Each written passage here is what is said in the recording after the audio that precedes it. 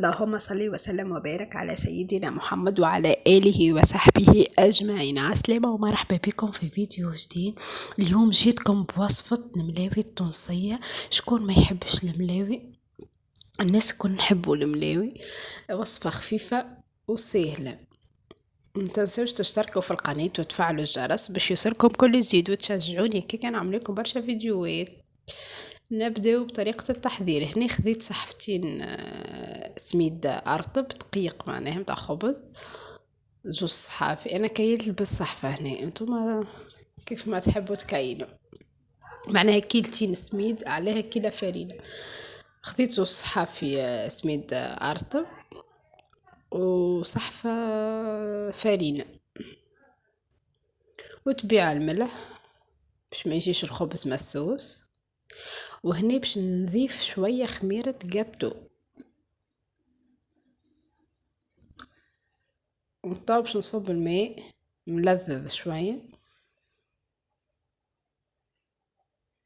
هاكا الكاس هذاك اللي كيلت بيه معناها انا حسب السميد، فما سميد يشرب فما سميد ليرة.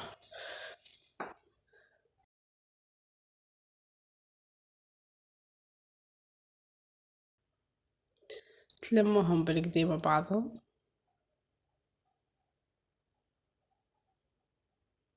كان حسيتوها ناقصة ما تزيدوا معناها، لازم تكون العجينة طرية معناها ما تجيش يابسة، كيك الخبز يجيكم يابس.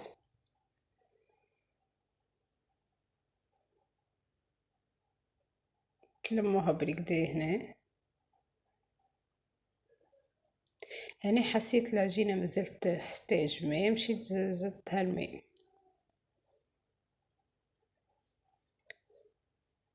وتلموها بالكدا.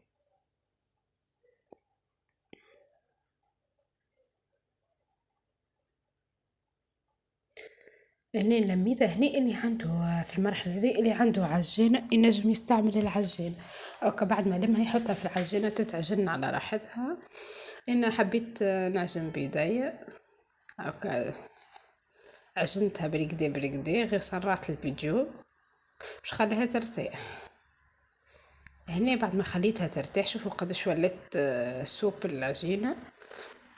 باش نقسم. هنا كان تحبوا تعملوا معناها خبز كبير خبز صغير، كل واحد شنو يحب الملاوي. كعبة الملاوي تحبوها كبيرة ولا صغير؟ انا عملتهم متوسطين، ماهمش كبار برشا ماهمش صغار.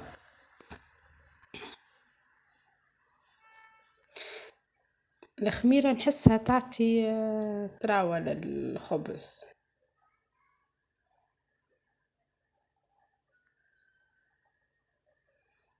بعد ما قسمتهم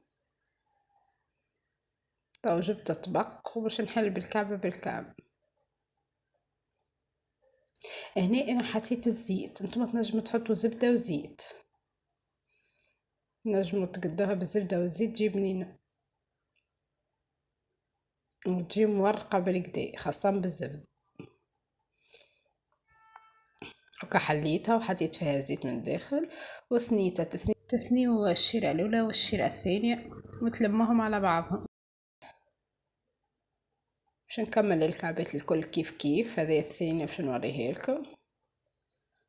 ما سرعتش الفيديو باش تنجموا تشوفوا كيف كيف.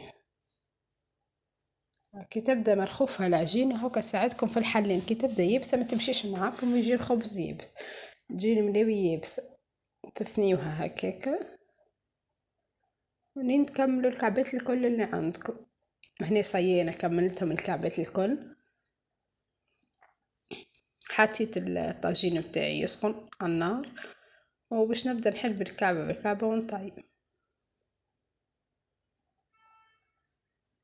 خاصة تو الدنيا بدات تسخن، واحد هكا في الليل تعشى كعبات ملاوي. عليتها طب باش نحطها تيم.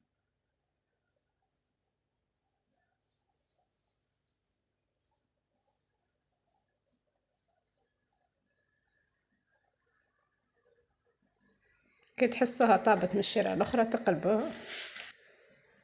شوف كيفاش جات ريتهم منفوخين، نقلبوها من الشارع الاخرى. تبارك الله جاو يهبلوا كعبة الملاو.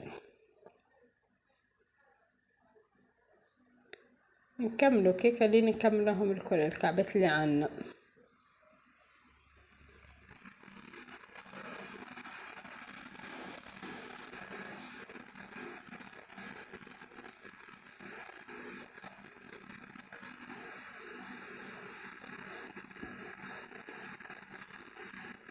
نكمل نطيبهم الكل.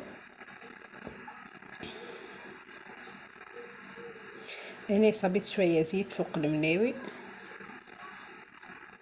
اللي ما يحبهاش تجي زيتة برشا ما يصبش.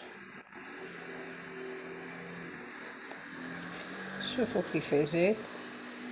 هذوما كعبات الملاوي متاعي حضروا تبارك الله، طيحت لي معناها كعبات باهين، يجي 8 ولا 9 كعبات. شوفوا الكعبة كيف مورقة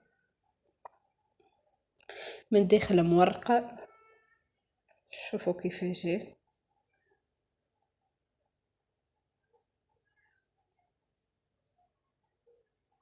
طرية تهبل.